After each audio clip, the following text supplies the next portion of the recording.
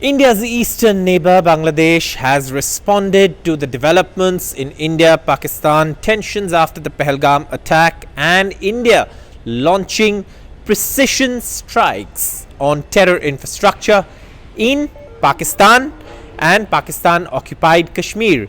Now, what has happened is that India has taken out several terror hubs that were operating with impunity and in a way brazenly targeting India, especially in the form of terror attacks that we saw in the Pahalgam area of Jammu and Kashmir, where tourists were gunned down and also they were specifically asked their religion before they were gunned down.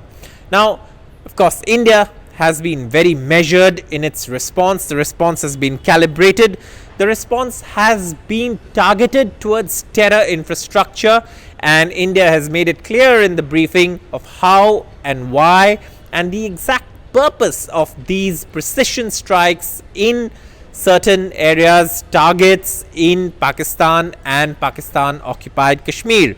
Now, Bangladesh has reacted to this. Remember, in the last few months, Bangladesh has been building very close ties with Pakistan, and Indian security watchers were also carefully watching that, because if Pakistan manages to claw its way back and gain space in Bangladesh, it might do the same through the eastern front like what it does from the western fronts. Therefore, India was worried about the closer ties between India and between Bangladesh and Pakistan, but Bangladesh today has issued a very measured statement when it comes to the developments of India's precision strikes. And what Bangladesh has said in that statement is that the government of Bangladesh is closely observing the evolving situation in India and Pakistan. In the spirit of regional peace, prosperity and stability, Bangladesh remains hopeful that the tensions will be diffused through diplomatic endeavors and that peace will ultimately prevail for the benefit of all peoples in the region. Now, this is something that obviously is a very measured statement. It's not, of course, it's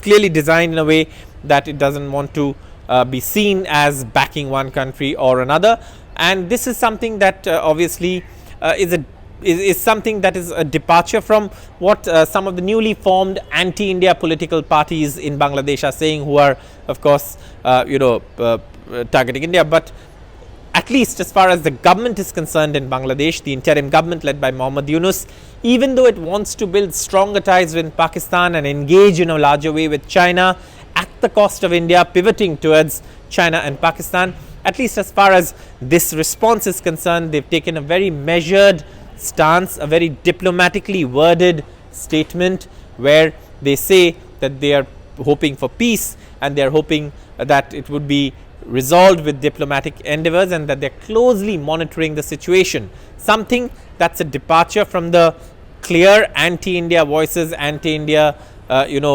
stands that have been taken in the past. But the government, of course, has distanced itself from such stands in the past as well. The interim government, of course, denied, and distanced itself from remarks made by, a certain aide of the interim government's chief advisor, who had advocated certain actions if India attacked Pakistan, saying occupy the northeast. Those kind of statements Bangladesh's interim government has distanced itself from, and even today, after India's precision strikes on Pakistan, they've taken a very diplomatically worded stance, and that is something that, of course, Bangladesh's interim government is doing as far as at least these precision strikes on terror infrastructure is concerned. Bangladesh has said it remains committed to the global war on terror, but of late it's been hobnobbing with Pakistan, which is responsible for sponsoring and exporting terror. However, in this particular situation, as India takes precision action, military strikes, precision strikes, Bangladesh seems to be adopting a very neutral diplomatic stance. For more such videos where we go beyond the headlines and give you the context in which the news developments are taking place, stay tuned to NDTV's YouTube platform. For all the news and updates on all the top stories of the day, including the developments in the Indo-Pakistan tensions, stay tuned to NDTV as we bring you ground reports from across the country. Thank you so much for watching this video.